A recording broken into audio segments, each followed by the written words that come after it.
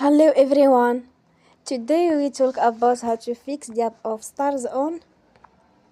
We will go to settings.